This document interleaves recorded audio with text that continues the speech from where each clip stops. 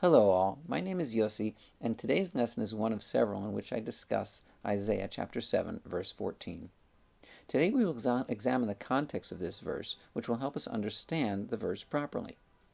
This lesson is dedicated to the memories of my parents, my father and teacher, Avraham Shmuel ben Simcha Bunim, and my mother and teacher, Chana bat Shimon. Whenever I discuss the Tanach, what the Christians call the Old Testament with Christians, one of the first verses that invariably comes up is Isaiah 7:14.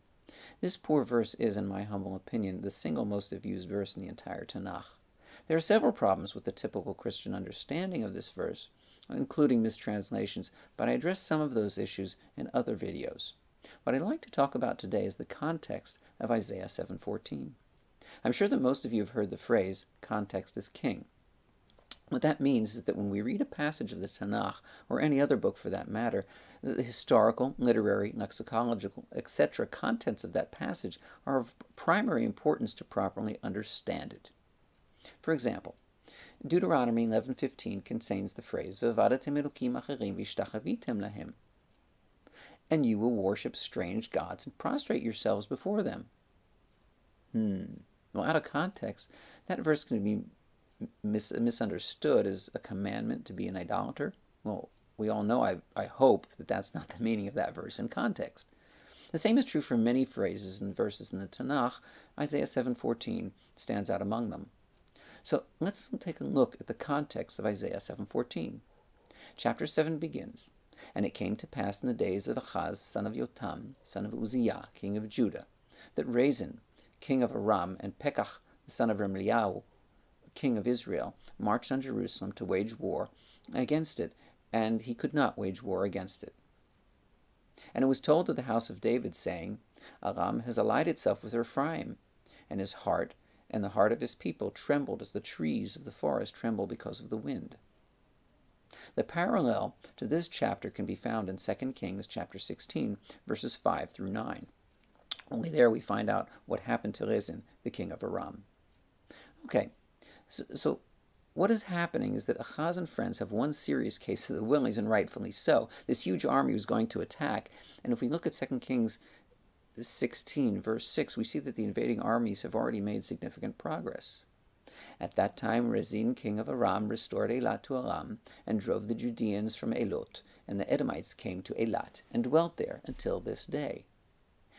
As we continue in the chapter, we find verse 4 that God tells Isaiah to tell King Achaz that he has nothing to fear. Feel secure and calm yourself. Do not fear. Do not let your heart be faint because of these two smoking stubs of firebrands, because of the raging anger of Rezin and Aram, the son of Remaliah. In other words, don't worry. Be happy. Calm down. There's nothing to fear.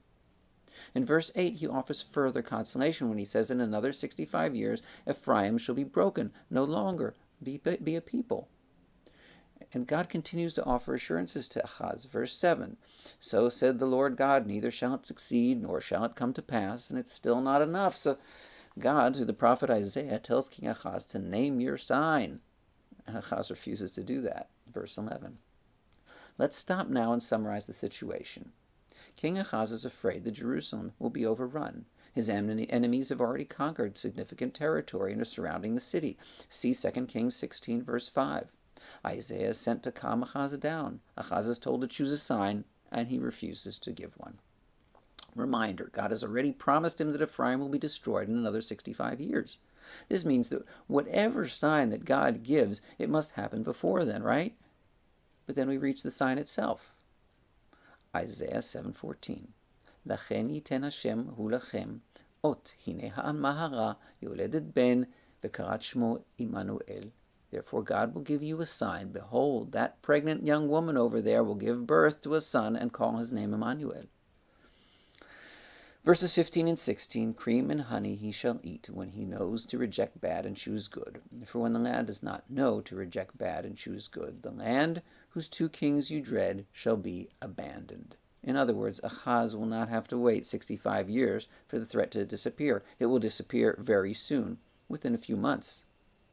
People who interpret Isaiah 7:14 to foreshadow an event that will occur 700 years in the future are clearly uprooting the verse from its context. Well, That's fine, as well as it's fine to change the wording of the verse, but once it's removed from its context, it's no longer more of a proof than that Deuteronomy 11:15 is a commandment to worship idols. And finally, and again, I encourage that you not to accept what I've said blindly. Open the books, read the verses, verify everything we've learned here for yourselves in your search for the truth. Thank you, Kol Tuv, and God bless.